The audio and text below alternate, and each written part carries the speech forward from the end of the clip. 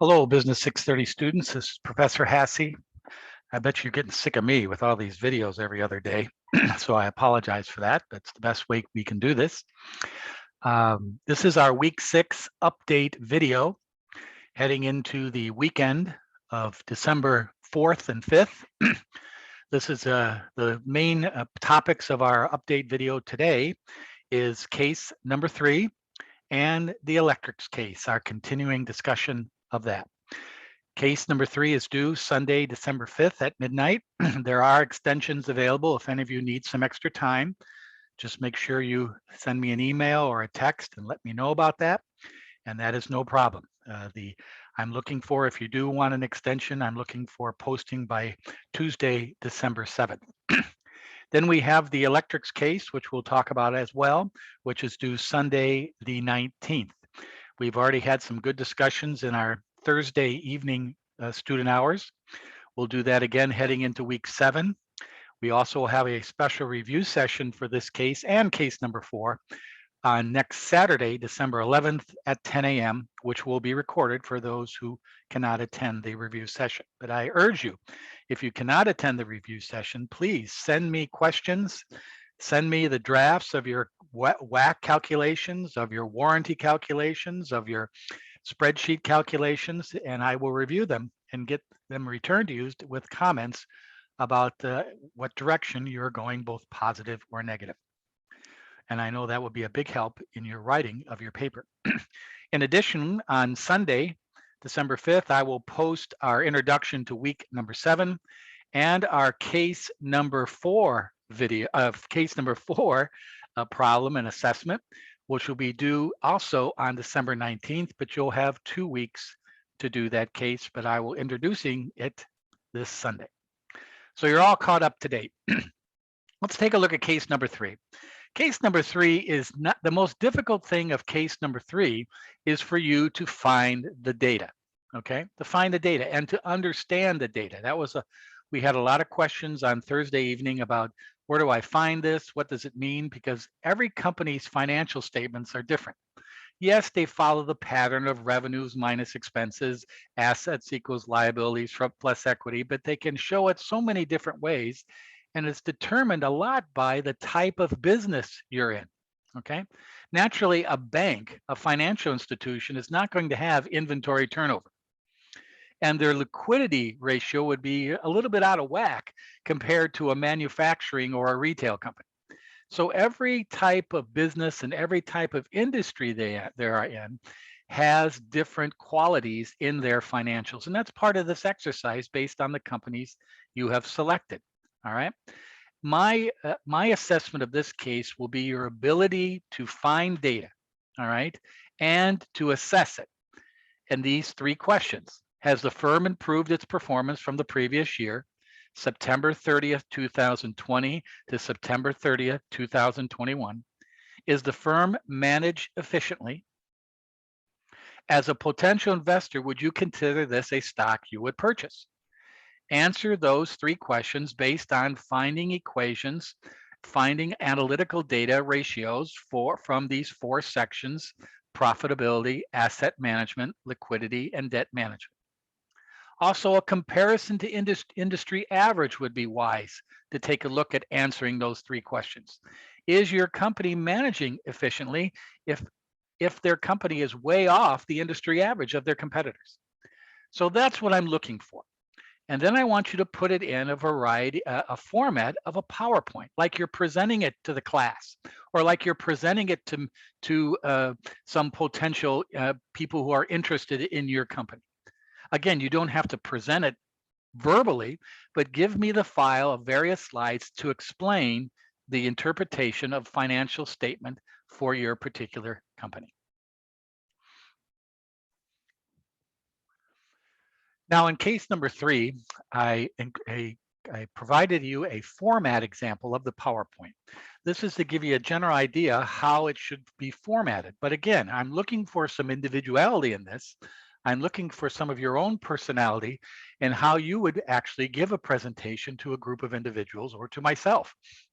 So again, I would not be very impressed, bad choice of words, if you just use this exact format and the same font, as the same colors, the same general way I'm doing it here in your presentation. Show a little individuality, show a little effort of showing me something a little different. But this will give you a general format of the case format example for this PowerPoint of a financial statement interpretation and risk analysis of this company, of your company. Again, I'm going to stop right here. I'm looking at my camera and I have the goofiest looking hairstyle today. Good God. Awful. All right, so the PowerPoint goes into the process of talking about what you're trying to say, what's your agenda, what's your abstract, what are you trying to get at in this presentation, and then looking at the sections, and naturally the years are a little different, your company's a little different. It's 4 sections instead of 5 because I took one out for this particular case this year. But basically where you're going to get the information, and then going into and giving me the information for those 4 equations that you found. Comparing, in this case, it was 2019, 2018, December 31st, but yours will be September 30th, 21, September 30th, 20. Those 2 periods alone. And it's for the quarter ending September 30th. Not most of our companies probably don't have their fiscal years ending on September 30th. I just want to see the 3 months, July 1 to September 30th of 21 and 20, and your particular information. And notice it basically describes the information and gives me the details. And notice I have the industry average. You don't have to show me the equation if you don't want to. I put this in here mainly for your benefit. But also a lot of you, and this was a discussion on Thursday evening, a lot of you can go to information that these numbers are already provided for you. But again, I'm making the equations fairly straightforward, fairly basic, so you could calculate this information also on your own. So notice asset management, I give equations, I give industry averages, the same pretty well format, because this is the kind of information I'm looking for in your analysis, okay? Notice only one equation is taken. I don't want a mass amount of data. I want to keep this short and sweet, just for you to pinpoint a couple of 4 key areas to review. And then you have a slide for interpretation. Now this is where I'm expecting some of your personality, your way of looking at things to come through. Explaining what the information tells you about those 3 questions. Explaining it in relationship maybe to the industry average. Explaining it in relationship, do you see in those 2 time periods a trend in the company? I'm looking for your personality in this explanation. Then some pretty little slides summing up everything if you want to throw in there. And then the last slide, your references. Now, naturally, most of your references will be from the financial data where you got this information. So I want to see where you got your financial data. And that's the reference slide. So that's it. It's pretty straightforward, pretty basic, but I want you to show me how you would go about doing this in this some type of format with some individuality, with some personality in your presentation that makes me want to stop and really take a look at this when I'm reviewing these files, not just some boring mass group of data with very little pizzazz. Jazz it up a little bit in your own particular style. I'm looking for creativity. That's, if you want to get 100 on this, that's what I'm looking for. If you don't want to get 100, you'll get a 94, 93, 90 if you just give me the data and some of the interpretation. But I want to see some individuality if you want to get 100 on this, okay? Again, this is due Sunday evening, December 5th at midnight, but there are extensions available, but you have to ask through Tuesday, December 7th.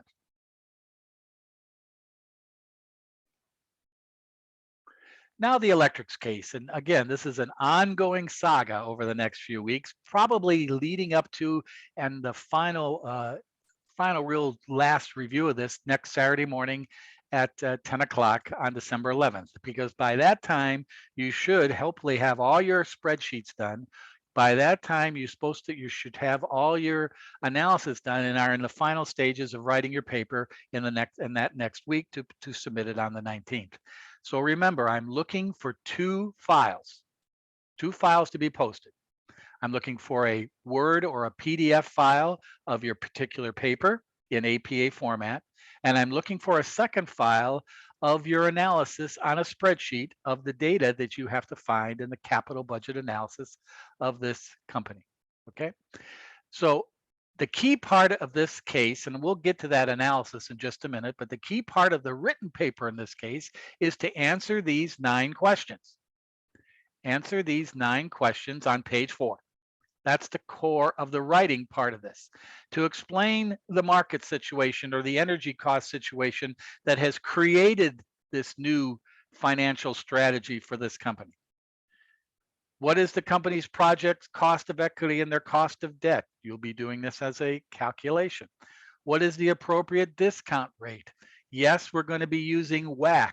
Is that the appropriate discount rate? If you were doing this for a company, would they use the inflation rate as the discount rate? Would they use the another expected rate of return rate that they might have? But we're using the WACC. Is that the appropriate discount factor in your mind? Of the 2 controllers, which would be used in the conversion kit if you decide to go ahead with the project and why? Remember, there are 2 analyses here in this project. One analysis is for the CTX13 controller in the motor for that particular product. Another analysis, number 2, is for the MT78 controller in that product or motor for that product. This company that means you do 2 analysis, 2 spreadsheet base average base analysis for 2 different products. The differing factor in the 2 products is the different type of controller used in their anticipated product. Okay. The main difference is that one controller costs less and has a higher warranty, meaning it's probably less efficient. The other controller is costing more, but has a smaller warranty, meaning that it's probably, by paying more for it, it's more efficient. But there's a very small line, only 20 bucks and 10 bucks between the 2. Does that make a difference to you when you do the final interpretation of return off this investment? Net present value, internal rate of return, profitability index, payback. A couple things that are different in this case, and I'll get into more specifics of this in just a minute, is the determination of the capital structure of this case, where you got to put on your thinking caps, determination of a different depreciation method that we have not seen, many of us, called marginal accelerated cost recovery. They have different classes by the IRS tables of marginal accelerated cost recovery depreciation schedules for 1-year life, 3-year life, 7-year life, 10-year life, and so on. You're going to pick the class of assets that match this problem. Well, wait a minute, Mr. Hasse. I don't see 8 years in any of these MACRS schedules. But if you look at the schedules carefully, you'll see one schedule that has 8 years of depreciation rates. That's the one you will choose. All right. You're going to be using the average demand scenario to evaluate the sensitivity of this project. What is the risk analysis and the sensitivity variables? You have 2 sensitivity variables in this case, not 3 like our prior cases, 2. One is the selling price of the electric motor. We've seen that before, selling price as a sensitivity variable. Another is the cost of the controller. But remember, the cost of the controller as a sensitivity variable is going to be made up of 2 costs: the price of the controller and the warranty costs. So you have to remember to include these 2 costs per unit as your sensitivity variable for that sensitivity analysis. That's one that a lot of us are going to have to really put on our thinking caps for this one. You're also going to do a scenario analysis, and those scenarios are given here: weak, average, and strong. And I give you in the in the rubric, you're given also in the case, the probabilities of those scenarios occurring. Finally, when you're all done with those calculations, the spreadsheets showing me the exhibits of how you calculate this information, then you will recommend as your abstract whether to accept or reject the project and what is the basis of your recommendation. All right. Then there's a variety of different ways you can answer that. There's a variety of different methods that you can choose. There's no right answer for this problem.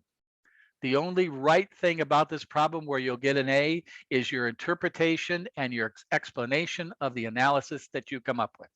That is where you get an A in this paper, because there's so many different interpretations of this case, it's not even funny. And we've talked about that already so far. So that's the nature of the work you're doing here.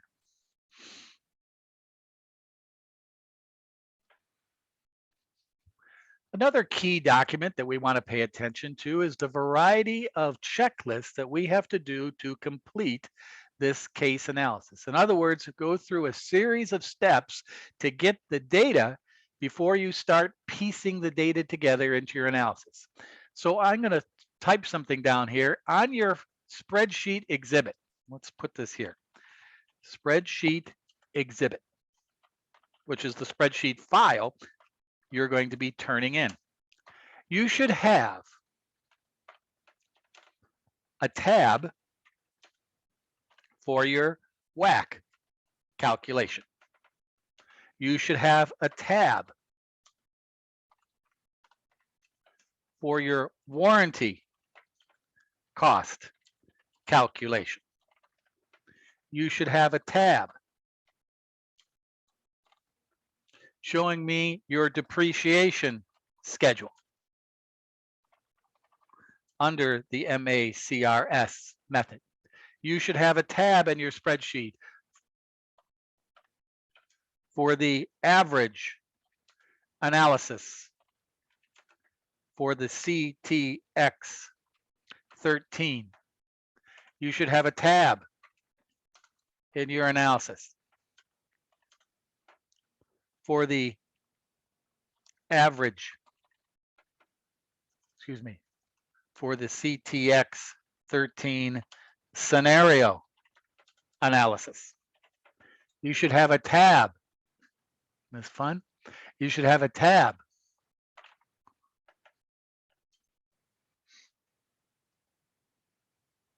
It's sloppy, Hassie. There we go.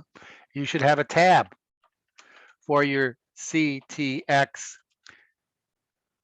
13 sensitivity analysis. You should have a tab for your average analysis of MT78 product. You should have a tab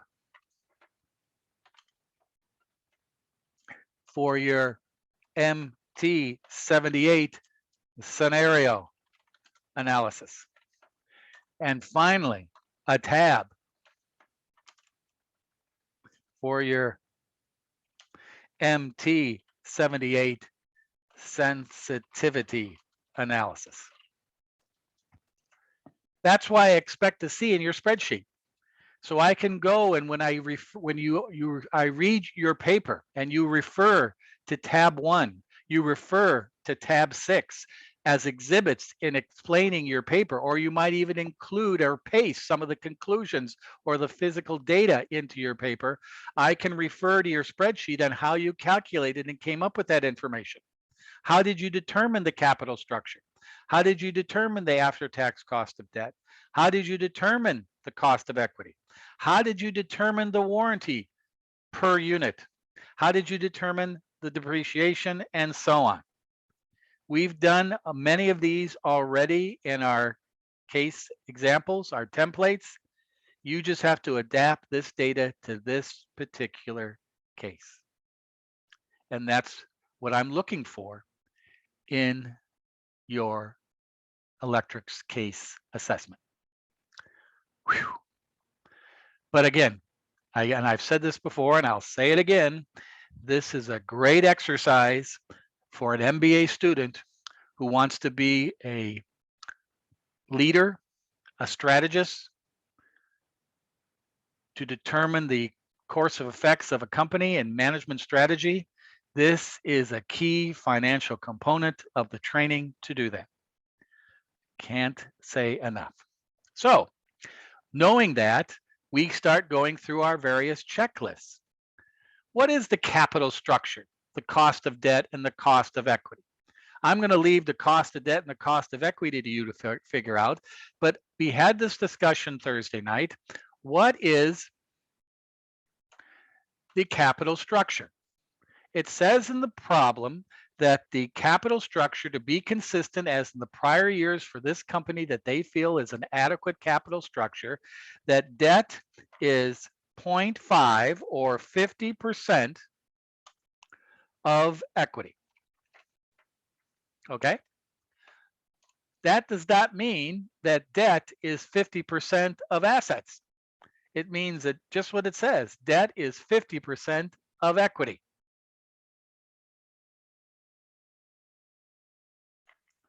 So how do I figure out this capital structure when I know that debt is 50% of equity? Well, remember, the accounting equation is assets equals liabilities plus equity. Okay?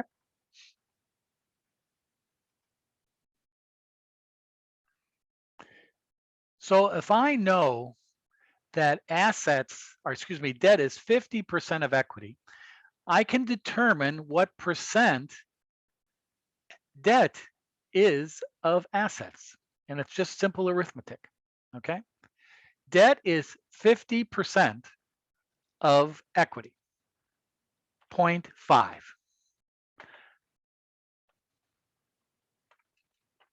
If I divide that by adding 1 to 0.5,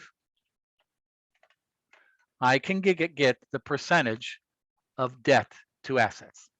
Another way of looking at that is if assets equals $3 and debt is $1, equity is $2.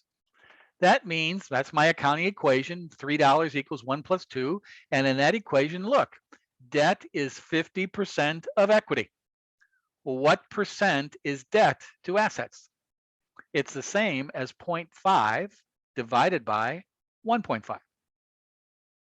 That's how you determine the capital structure, knowing the debt to equity relationship. That's a key. Now that should be able to help you continue on. Our project life is 8 years. We're depreciating $17 million to a zero salvage value using the class of asset that you will find for the marginal accelerated cost recovery system. You have an average cost for the motor of $4,250 per unit labor, $2,500 parts, and $1,200 controller costs for CTX13, and $1,260 for the MT78. So those three, depending on which one you're analyzing, $4,250, $2,500, and $1,280 are your variable costs per unit to produce your product. The warranty cost is a separate calculation. Why? Because each product produced from year 1 through year 8 of the project life. Remember, under the average analysis, you're producing 40,500 units per year. Each one of those 40,500 units per year is going to have a 5-year warranty. So how do I determine that warranty cost per unit?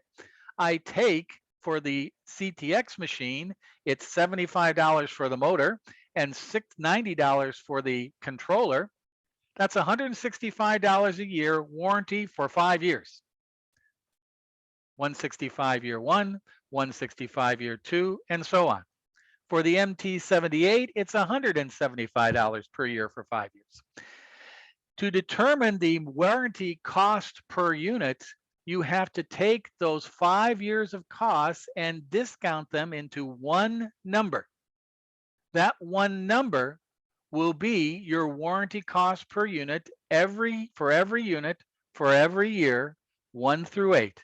So the warranty cost per unit is going to be the same for every year.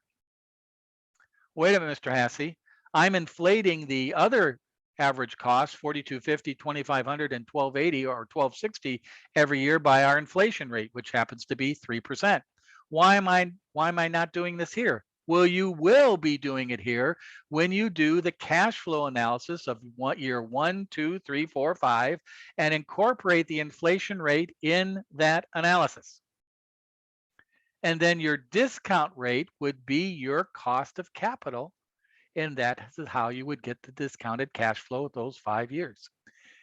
Every unit produced has a 5-year warranty.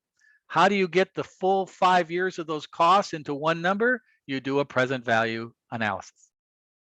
That's the answer to that question. I want to see a tab on how you calculated that information. Your fixed costs are the SG&A expenses of $9.5 million per year. That will be inflated at 3%. Your tax rate is 35%. Your working capital is 10%. We all know what these numbers mean now, especially after case number 2. You do the return analysis. You do the scenario analysis based on 40,000 as a weak scenario, 40,005 as the average or base scenario, 40,750 as our best case or strong scenario, with probabilities accordingly of 25, 45, and 30%. Your sensitivity analysis is based on, as indicated in the case, the selling price of the unit and the cost of the controller. And your percentages of delta variance given in your rubric is plus or minus 5, 10, or 15%. You put these pieces together into these tabs. Fortunately, a lot of these tabs you can just copy over and just change a couple of the variables. If you set it up like you did case number 2, you're going to be in fine shape. But I'm looking for additional lines for the warranty cost. You'll have a separate line for your warranty, because I need to see that separate calculation from the other variable costs. And remember, you're doing 2 analyses. For one product with the CTX13 controller, one product with the MT78 controller. The cost of the motor is the same for both. And then you're putting those into these various analyses. And when all the analyses are done, you look at the risk, you look at the return. What is your conclusion? Then you start writing the paper, create your abstract, and you're off to the races. The best thing about this is, ladies and gentlemen, if you put together these various sections and send them to me in an email, I will review them and let you know you're on the right track, or what you can do maybe to clean them up. The quicker you start doing that in the next week, I would assume, in addition to working on case number 4, is then you can get that finalized, you get all the tabs organized, and then you can sit back and what does it all tell you, and answer those 9 questions in the case. Our next review session on this electrics case, which will be in the next week, will be how to write the paper. Looking at our sample paper and how to go about that APA format and showing your interpretation of all these numbers. That'll be the subject of my next weekend update video for week number 7. In the meantime, Sunday, I'll have an introduction video to week 7 and introduce case number 4, which you have 2 weeks to do. Then I have our lecture video for week number 7, which will probably be on Tuesday. We have our student office hours next Thursday. We have a weekend video for week 7, and then we have a review session next Saturday, December 11th. And that heads us into the final week where you complete your case number 4 and electrics case. You do your course evaluations, will be emailed to you within the next week, and I'll have the grades the following week before the Christmas holiday. Whew. One step at a time, one problem at a time. Use your thinking caps. You want to get an A on this work? I want to see some individuality. I want to see some critical thinking. I want to see some interpretation that you see from all this data. And that includes case number 3, case number 4, and the electrics case. Guys, I hope this helped. I stand at your ready should you need any help. I'll post this checklist back with my video for this week, and also I'll post this to the electrics case. Have a great weekend, everybody. Stay strong, stay healthy. Until next time, adios.